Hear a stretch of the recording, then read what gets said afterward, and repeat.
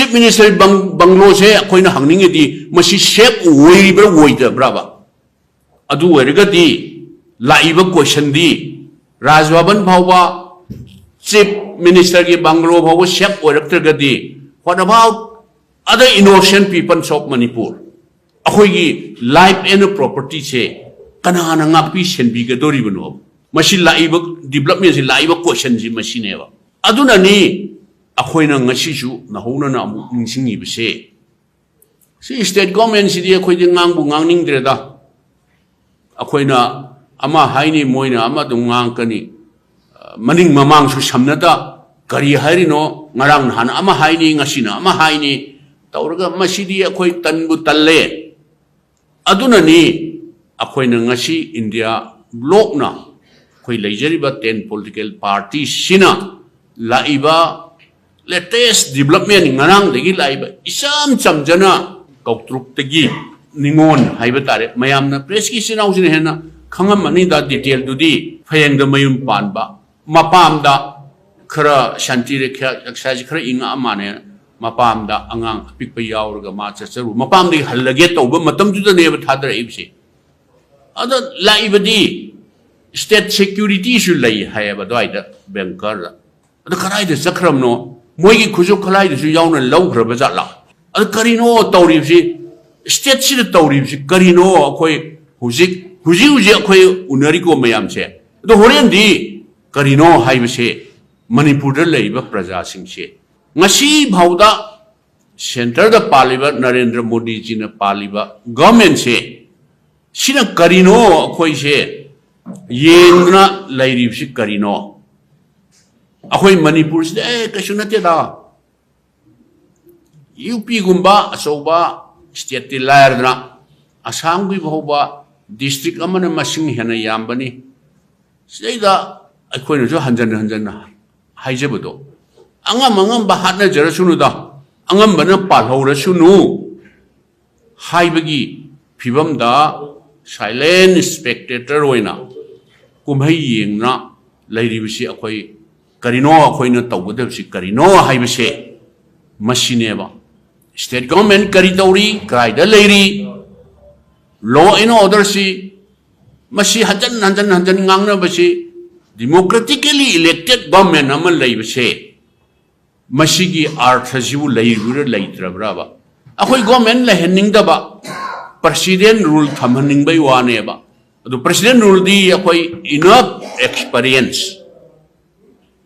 army दे शासन सिन थोगा अखोइ खंग्रेबा कयार खना अखोइ थेंगनग्रे 2001 गे 18 जून गिदो शॉर्ट पीरियड निको अदु अदुम मयामसी democracy Chatap Lepa अमद president rule ग थम हाइबसिदी मसिदी यामना केनो तौरिङै गी मतम गी वानी अखोइ प्रेसिडेंट रूल सपोर्ट तौ दे इंडिया ब्लॉक ना प्रेसिडेंट रूल तौ बियु हाइबगी वन नसदिएबा अद करिनो मोइनि येंग लेसि करिनोबा इंडिया गवर्नमेंट येंग लेसि करिनोबा